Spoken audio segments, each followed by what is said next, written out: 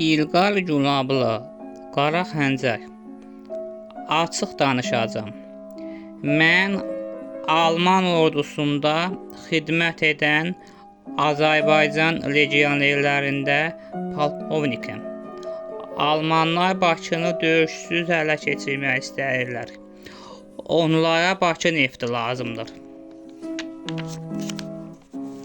Məni də bura köhnə müsavatçılardan ibarət dəstə olub dövlət çevrilişi etməyə göndəriblər. Mən də bura səndən köhnə kömək istəməyə gəldim.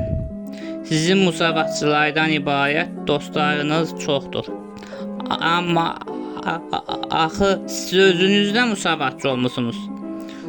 Yusif bəy, mənim başımı dərdə salmayın. Çıxın gedin buradan. Hökumət bilsə mənim evimi yıxar. Sizinlə olan köhnə dostluğuma görə sizi satmıram. Baxın Mahmud bəy, geci-tezi Almanlar Sovet İmperiyasını diz çöktürəcəklər. Biz müsavatçılar yenidən cumhuriyyətimizi bərpa edəcəyik. Siz istəyirsiniz məni ələ verin. Heç bir xeyri yoxdur. Məni öldürəcəklər. Amma başqa biri mənim yerimə keçib bu hökuməti yıxacaq. Onlar sizin xəyanətinizi öyrənib sizin evinizi yıxacaqlar. Amma bizə kömək etsəniz, keçmiş günahlarınızın üstündən xətt çəkmiş olarsınız. Sizi daha da yaxşı vəzifəyə qoyarlar. Ay Yusif bəy, Almanlara çox güvənməyin. Onlar da Ruslar kimi işğalçıdırlar. İndi siz güya Azərbaycanın müstəqilliyi üçün çalışırsınız. Nə fərqi var? Ya Ruslar, ya Almanlar. İndi Ruslara tabeyik, onda da Almanlara tabe olacaq. Kimdir Almanlar yaxşıdır? Biz Almanları sevdiyimiz üçün onlarla əlbir deyilik. Azərbaycanı Ruslardan azad etmək üçün onlarla müttəfiqik, müvəqqəti olaraq. Bizim tək başımıza Ruslara gücümüz çatmaz. Almanların köməyi ilə Sovet İmperiyasını yox edəcəyik. Ondan sonra cumhuriyyətimizi yenidən bərpa edəcəyik. Onsuz da faşizm geci-tezi məğlub olacaq. Sovetləri məhv etdikdən sonra Amerikanın və İngiltərənin köməyi ilə faşistləri də məğlub edəcəyik. İndi seçiminizi edin. Ya bizimlə birlikdə güclü Azərbaycan dövləti quracaqsınız, ya da SSR ilə birlikdə məhv olacaqsınız. Mahmud bəy bir qədər fikrə getdikdən sonra cavabını açıqladı. Yaxşı, qoy görüm, müsavatçı dostlarım çoxdur. Onları tapıb bir yerə yığacam. Sizin təklifinizi edərəm. Hə, mən də sizə silah-sursat göndərəcəm. Bakıda çevriliş edib hakimiyyəti ələ aldıqdan sonra Rusları şəhərdən qovmaq asandır. Onlar çox söhbət edib razılığa gəldilər. Söhbət bitdikdən sonra Yusif Mahmud bəylə görüşüb sağollaşıb çıxarkən birdən dala qayıdıb soruşdu.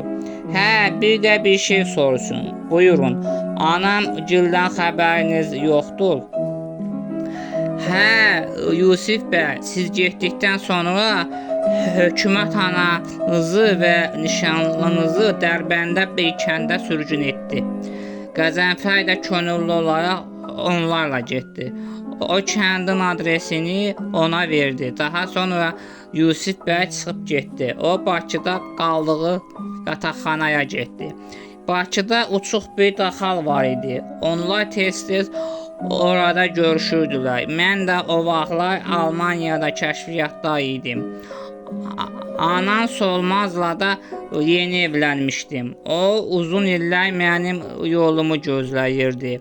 Mən 22 yaşımdan 42-43 yaşıma qədər müxtəlif yerlərdə gizli xidmətlərdə olmuşdum. O vaxta qədər də Solmaz məni gözləyirdi. Onun da 38 yaşı olardı. O da ali məktəbi bitirib yaxşı yerlərdə işləyirdi. Nəhayət 1942-ci ildə biz evləndik. 1944-cü ildə də sən doğuldun.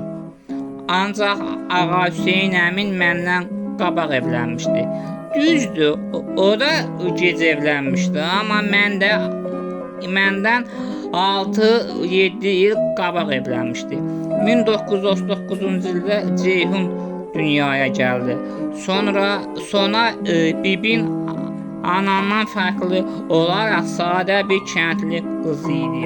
Şuşanın kəndlərinin birindən idi. Bəyim nənən onu özü tapmışdı. Evlənəndə əminin 37, sonra bibinin isə 20 yaşı var idi. Mən isə Sonanın sevgisini gec anladım. Onun atası ilə təsadüfən görüşdüm. Solmazın hələ də subay olduğunu öyrəndim. Sonra bir gün anamla onun haqqında danışanda anam mənə əslində onun sənə vurulduğunu hiss etdiyini demişdi. Hətta bizi evləndirmək istədiyini, ancaq müharibə sonra da iş-güc yaddan çıxarmışdı. Sonra gec olsa da mən anamdan icazə alıb onun iş yerinə gedib ona evlənmək təklif etdim. O da atasına bildirdi və biz evləndik. Məni də hökumət Almaniyaya kəşfiyyata göndərdi. Mən təsadüf nəticəsində Yusifin Sovet Azərbaycanında olduğunu və oradan köhnə müsavatçılarla görüşüb dövlət çevrilişini hazırlaşdığını öyrəndim. Tez Bakıya gəlib araşdırmalara başladım. Bu vaxt Mahmud bəy köhnə müsavatçı dostlarını yığıb onlardan ibarət gizli dəstə qurmuşdu. Günlər sayılı idi. Bir neçə günə hərəkata başlayacaqdılar.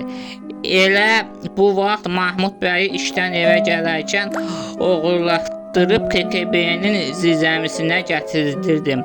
Ona yuxu dərmanı verib yatızdırmışdılar.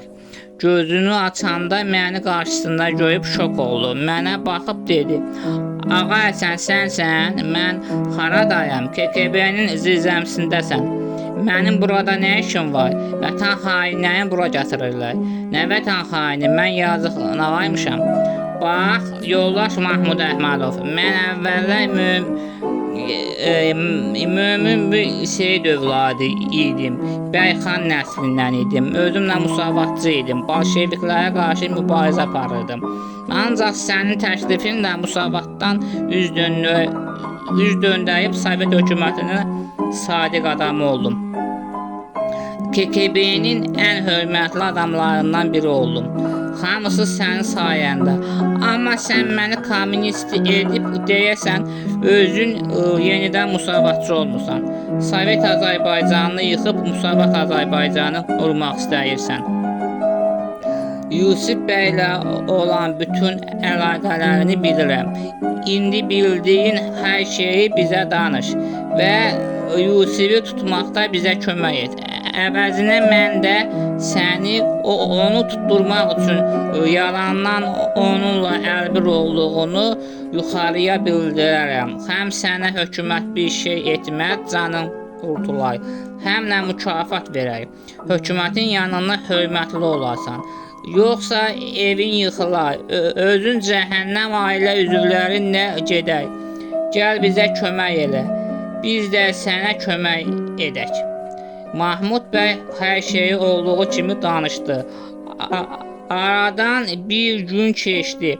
Yusiflə Mahmud yenə həmin uçuq daxmada görüşdülər. Onlar içəridə bir qədər söhbət etdikdən sonra Mahmud içəridən çıxdı. Yusif isə içəridə onu gözləyirdi. Birdən biz hamımız polisli, KGB-li oraya yığıldıq. Mən o vaxt ilk dəfə idi 21 ildən sonra köhnə dostumu görürdüm. Biz onunla üz-üzə gəldik. Mən onu görən kimi soruşdum: "Necəsən köhnə dostum? Mən sənin dostun deyiləm. Seyid Ağa Həsənin dostuyam. Sənsə kommunistsən, mən də kommunistlərin düşməniyəm. Deməli sənin dostun yox, düşmənəm. Hə, amma əvvəllər dost idik. Biz bir